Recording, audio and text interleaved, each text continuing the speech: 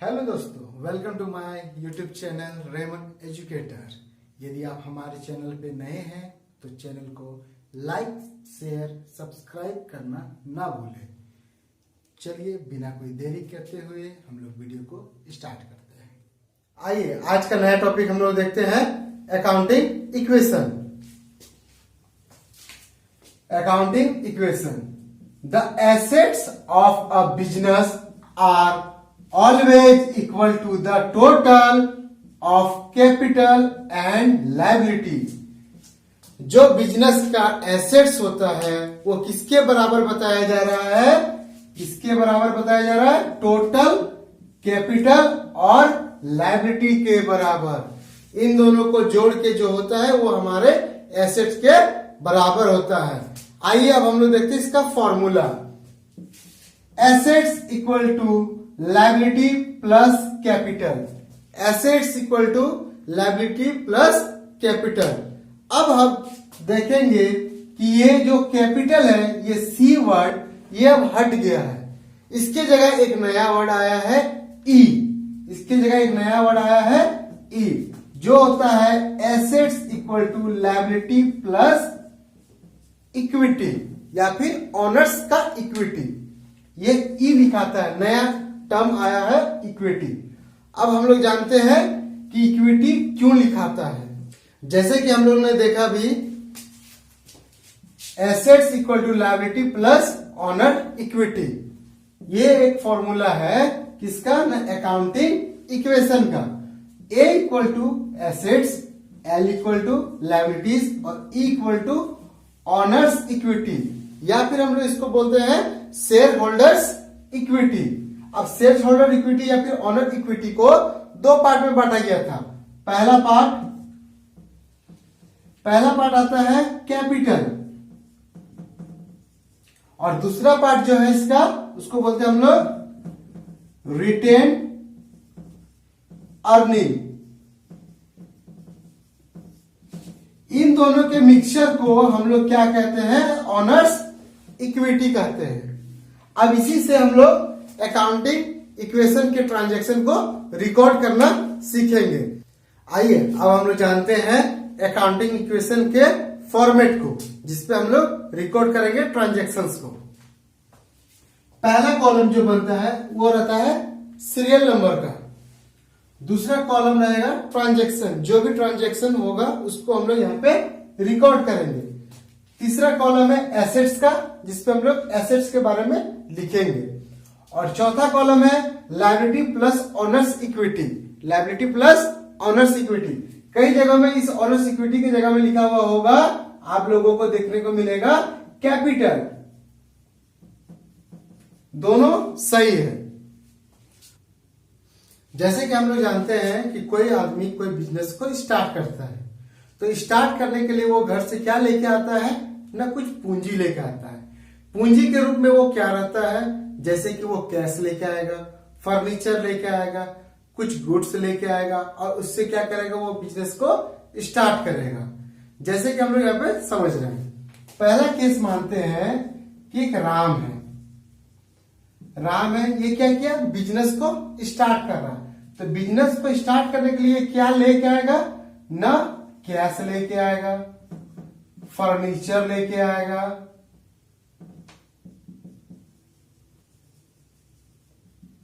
Machine लेके आएगा। ये सारे सामान को क्या करेगा? वो लेके आएगा। अब इन सब को हम क्या कहते हैं? कैपिटल कहते हैं, जिसको हिंदी में कहते हैं पूंजी। ये पूंजी किसका है? ना राम का। तो ये क्या कहलाएगा? ये सब कैपिटल कहलाएगा। ना किसका कहलाएगा? कैपिटल राम का कहलाएगा। आइए अब हम लोग एक प्रॉब्लम को सॉल्व करते हैं और देखते हैं। जैसे कि पहला ट्रांजैक्शन आपको दिख रहा होगा स्क्रीन में।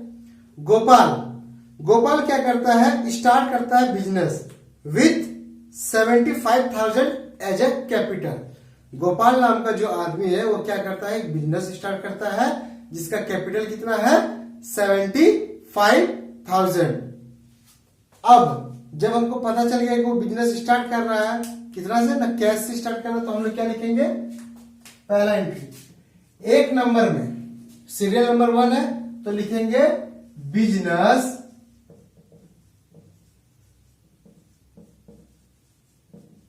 started with cash rupees 75,000।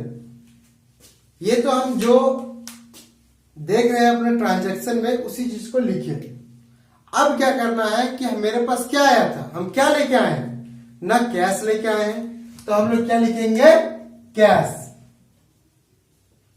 एक नया कॉलम स्टार्ट होगा एसेट्स के नीचे कैश। कैश के नीचे क्या करेंगे हम लोग, कैश का आइटम को लिख देंगे, कितना अमाउंट दिया हुआ है, तो 75,000, इसको हम यहां पे लिख दिए। अभी अभी हमने पढ़ा था कि assets equal to liability plus capital या फिर ओनर्स इक्विटी। तो हम लोग देखेंगे कि इसके इक्वल टू क्या होगा, ना कैपिटल होगा। ये क्या है हमारा कैपिटल, तो हम लोग क्या करेंगे, कैपिटल का एक कॉलम बनाएंगे और यहां पे लिखेंगे हम लोग 75,000। इसको हम वापस पुराना वाला लिख देते हैं, कोई दिक्कत नहीं होगा। ऑनर्स इक्विटी या फिर इक्विटी रहने देते हैं। अब देखिए कैश इक्वल टू कितना है हमारे पास, 75,000, और यही 75,000 क्या हो गया, हमारा कैपिटल बन गया। अब हम लोग देखते हैं दूसरा ट्रांजैक्शन क्या है। Gopal purchase furniture for ₹5,000 on cash. किस पे खरीदता है, कैश से खरीदता है। क्या खरीदता है ना, वो खरीदता है फर्नीचर। तो हम लोग लिखेंगे दूसरा point, purchase furniture with cash ₹5,000। अब वो क्या किया गोपाल कि एक फर्नीचर को खरीदा। न कितने का फर्नीचर दिया हुआ है, न हमारे पास यहाँ पे है 5,000 रुपए का फर्नीचर है। जब हमारे पास 5,000 रुपए का फर्नीचर खरीदना है तो फर्नीचर खरीदेंगे कहां से, न यही ना पैसा से खरीदेंगे। तो क्या करेंगे हम लोग यहाँ पे माइनस करेंगे 5,000, माइनस तो कर दिया 5,000। अब हमारे पास क्या आ गया, फर्नीचर आ गया। कैश गया तो क्या है हमारे पास, फर्नीचर आ गया। तो हम लोग यहाँ पे एक नया अकाउंट खोलेंगे फर्नीचर के नाम का। किसके नाम का खोल दिया, फर्नीचर के नाम का। अब फर्नीचर के जस्ट नीचे के कॉलम में लिखेंगे +5,000। इक्वेशन मतलब होता है इक्वल। तो इस साइड क्या हुआ, इसमें से 5,000 रुपए घटा तो इसमें क्या हो गया, 5,000 रुपए का मेरे पास फर्नीचर आ गया। तो ये 5,000, इधर कितना था 75 का 75, इधर भी है 75, इसमें कितना हुआ 70 हुआ, इसमें 5 75। अब इसको हम लोग करते हैं क्लोज और लिखते हैं न्यू इक्वेशन।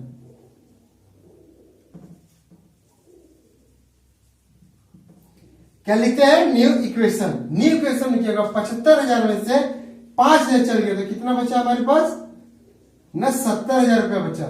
और ये कितना है, फर्नीचर मेरे पास 5,000 का, और टोटल कैपिटल कितना है हमारे पास अभी 75,000। हम इसको लिख लिए। चलिए अब आते हैं हम लोग नेक्स्ट पॉइंट की ओर, जो हमारा तीसरा पॉइंट है, गोपाल परचेज। जो तीसरा पॉइंट है, गोपाल परचेज गुड्स। पहले क्या कर रहा था, फर्नीचर, अब क्या खरीद रहा है, गुड्स खरीद रहा है। न कितने का गुड्स खरीद रहा है, न 20,000 रुपए का वो क्या खरीद रहा है, गुड्स खरीद रहा है। तो अब हम लोग यहां पे लिखेंगे तीसरा पॉइंट, परचेज गुड्स वर्थ ₹20,000। कितना का वो खरीदा है ना, 20,000 रुपए का गुड्स को खरीदा। तो गुड्स को जब वो खरीद के लाया तो खरीद के लाके क्या करेगा, फेंक तो नहीं देगा ना, उसको क्या करेगा, रखेगा। जब वो किसी चीज को रखता है तो क्या कहलाता है, उसके लिए स्टॉक कहलाता है। तो यानी कि हमारा एक नया कॉलम निकलेगा स्टॉक का। एक नया अकाउंट क्या बना दिए, स्टॉक का। स्टॉक के नीचे में हम लोग लिख देंगे प्लस या 20,000, क्योंकि हम लोग 20,000 का गुड्स कर रहे थे। और अब कहां पे इसका इफेक्ट दिखाएंगे सर, तो यहां पे हम लोग दिखाएंगे कि कैश से हम लोग घटाएंगे ना, नगद खरीदे हैं वर्थ रुपीज 20,000 विथ कैश। ये किससे खरीदाया गया है? With cash. ये कैश में खरीदाया गया है। जब कैश में खरीदाया गया है तो कैश मेरा क्या होगा? घट जाएगा। तो कैश को हम लोग क्या करेंगे? 20,000 से घटा देंगे। क्या फर्नीचर में मेरा कोई इफेक्ट हुआ? जब मेरा फर्नीचर में कोई इफेक्ट नहीं हुआ तो हम लोग क्या करेंगे? जीरो रखेंगे। नो इफेक्ट तो जीरो। क्या हमारे कैपिटल में कोई इफेक्ट हुआ? नहीं, तो वहां पे भी हमारा जीरो। इसको क्लोज कर देंगे। क्लोज करने के बाद क्या लिखेंगे? फिर से वही न्यू इक्वेशन। क्या लिखेंगे? New equation. न्यू इक्वेशन में क्या है? 70,000 में से 20,000 चला गया तो बचा कितना? ना 50,000। बचा कितना?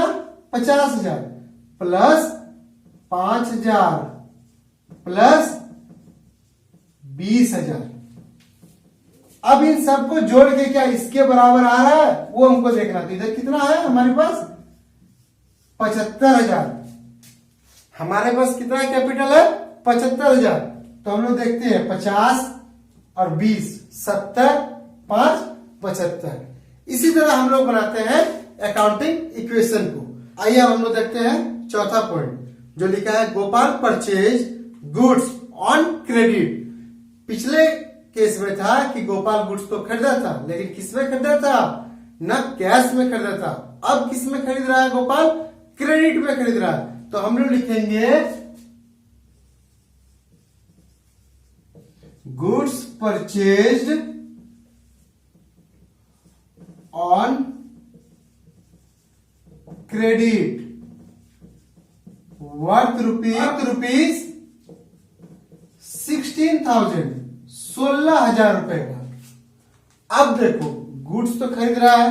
कितना खरीदा गया? 16,000 रुपए का। तो गुड्स खरीदा तो मेरे पास क्या है? स्टॉक आया। तो हम लोग क्या करेंगे? स्टॉक को बढ़ा देंगे। स्टॉक कहाँ है? यहाँ पे है जी। स्टॉक को क्या करेंगे? बढ़ा देंगे। तो स्टॉक कहाँ है? चलिए इसको पूछते हैं। ये रहा हमारा स्टॉक। स्टॉक के कॉलम के नीचे हम लोग क्या करेंगे? 16,000 रुपया लिख देंगे। अब इसका इफेक्ट हम कहां पे दिखाएंगे? इसका इफेक्ट हम कहां पे दिखाएंगे? तो 16,000 इधर बढ़ गया तो इस साइड भी हमको कुछ तो बढ़ाना पड़ेगा। उधारी का केस है तो हमारे पास क्या आएगा? एक क्रेडिटर आएगा। हमारे पास क्या आएगा? एक क्रेडिटर। कितने का क्रेडिटर आएगा? ना 16,000 रुपए का क्रेडिटर आएगा। उसके बाद हम लोग क्या करेंगे? इक्वेशन को बंद कर देंगे। यहां पे फर्नीचर पे कोई चेंज हुआ? नहीं। क्या कैश में उसको खरीदे थे? नहीं। तो हम लोग जीरो। क्या इस पे कैपिटल पे कोई चेंजेस हुआ? नहीं। अब इस इक्वेशन को जोड़ के यहां पे लिख देंगे जो होगा हमारा न्यू इक्वेशन। इक्वेशन का शॉर्ट फॉर्म हम लगा रहे हैं इक्यू डॉट। अब ये कितना आएगा? 50,000। उसके बाद क्या आएगा? 5,000। उसके बाद क्या आएगा? यहां पे कितना है? 20 और 16 टोटल 36,000 रुपए आ जाएगा। क्रेडिटर मेरा एक जो नया कॉलम क्रिएट हुआ उसको क्या लिखेंगे? 16,000 और इधर कितना है? 75,000। हम लोग जोड़ के देखेंगे कि दोनों साइड इक्वल है कि नहीं। तो देखेंगे दोनों साइड हमारा इक्वल है।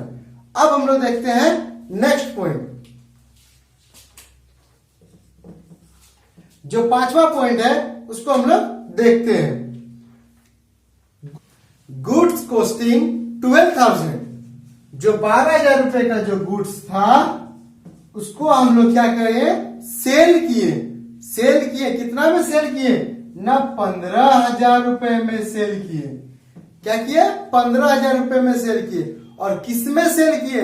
ना क्रेडिट में सेल किए। फिर से क्रेडिट में सेल किए। तो पिछले केस में था क्रेडिट में परचेज किए थे, आप क्या किए? क्रेडिट में सेल्स किए।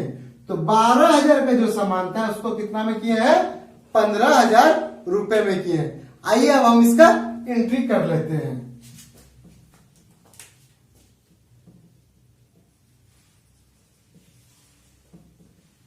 गुड्स